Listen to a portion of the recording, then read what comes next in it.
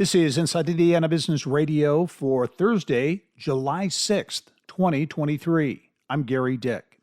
Goodwill of Central and Southern Indiana is expanding into Puerto Rico. Goodwills from across the country competed for the opportunity to be awarded the island territory. The Indiana organization selected for its expanded mission, which now includes employment, job training, adult education, and maternal health care, says Vice President of Marketing and Communications, Ivan Cropper. We will continue to look to open not just retail stores, but also open adult high schools as the island needs. We'll also look to expand and grow nurse-family partnership. We'll look to bring our commercial services or commercial manufacturing over to the island of Puerto Rico as well. Ag producers are reporting a more optimistic view of the future, that according to the most recent Purdue University CME Group Ag Economy Barometer.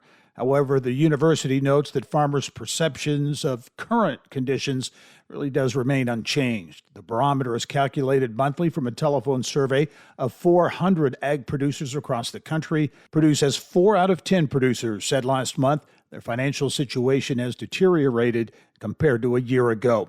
Beginning this school year, after a law passed in the 2023 legislative session, all Indiana schools will be required to stop charging families for curricular materials, including textbooks, iPads, and Chromebooks.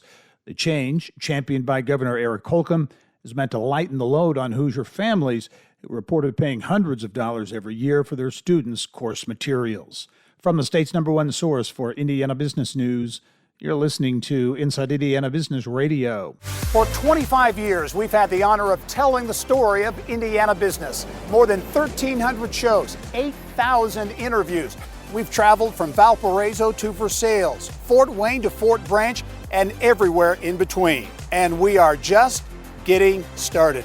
Our team is passionate about Indiana business because your story is worth telling. Join us every week as we travel the state to bring you Indiana's story. Inside Indiana Business, 25 years and counting. Indiana's chief financial officer is taking on a new title this month. Here's Inside Indiana Business reporter Alex Brown. Effective July 1st, Indiana's state auditor is now known as the state comptroller. The change is largely in title only and aims to clarify confusion about the role of the comptroller's office, which balances the state's checkbook, distributes tax dollars, provides year-end financial reporting, and pays state employees. State Comptroller Tara Klutz said the previous title of state auditor came with a common misconception that the office audits the state, other local governments, or individual taxpayers, which are actually performed by the State Board of Accounts and the Department of Revenue. The title change took effect after legislation authored this year spelled out that the new title should be used for conducting state business, including in contracts, on business cards, and on stationery. The change brings Indiana in alignment with 19 other states that refer to their chief financial officer as a state comptroller or controller.